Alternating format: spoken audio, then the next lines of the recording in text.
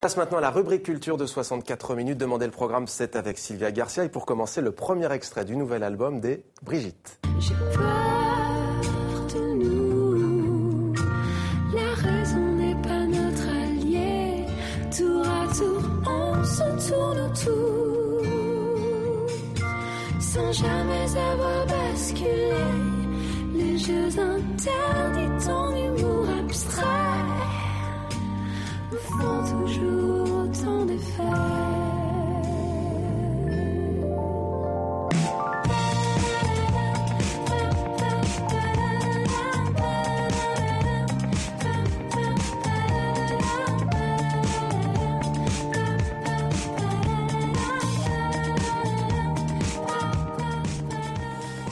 Bonsoir Sylvia. Bonsoir, les Brigitte reviennent langoureuses et sucrées, c'est ça? Oui, des voix douces, des harmonies aériennes. C'est dans une ambiance rétro qu'elle nous parle d'amour. Le morceau s'appelle « À bouche que veux-tu ».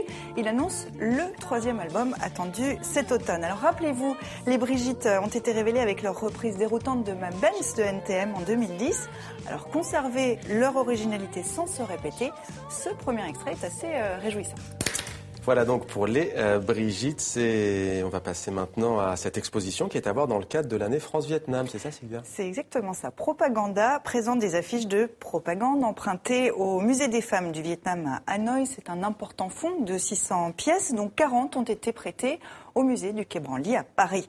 L'exposition retrace 30 années de conflits, 3 guerres contre la France, les États-Unis, la Chine. Les affiches servaient à galvaniser le peuple. Elles montrent aussi le rôle essentiel des femmes dans la société.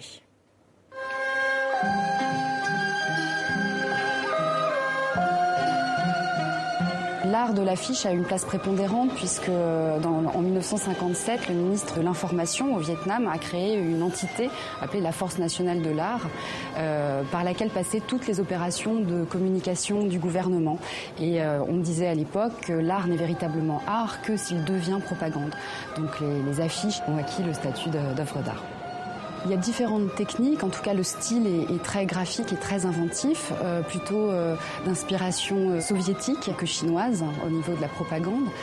Au niveau des techniques, on a une grande diversité qui est représentée ici avec des gouaches, des pochoirs, des lithographies, puis le offset qui montre l'évolution de cette technique et des sérigraphies également.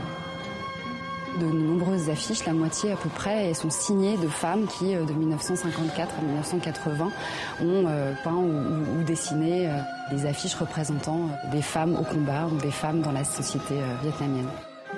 Le Parti communiste vietnamien a une approche très égalitaire des genres et donc ça se voit sur ces affiches. La femme est même magnifiée puisqu'on voit de nombreuses héroïnes.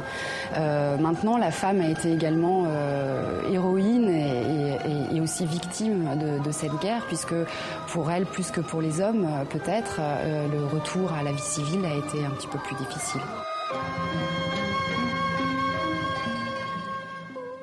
Propaganda à voir jusqu'au 28 septembre au musée du Quai Branly à Paris, Mohamed. M'en fous, Sylvia, je suis mort. Ça pourrait devenir une réplique culte de film culte. Expliquez-nous. Oui, culte. Culte. Projeté à la Mostra de Venise hors compétition officielle, Near Death Experience, autrement dit, expérience de mort imminente. Film ovni, drôle d'objet poétique, un peu morbide. 7e collaboration du tandem Benoît Delépine et Gustave Kervern. Et un acteur, le romancier et poète français Michel Houellebecq, enfant terrible de la littérature. Son personnage pète littéralement les plombs. Un vendredi 13, Paul décide de se suicider. On regarde un extrait de la bande-annonce. Le trou plein, le trou vide.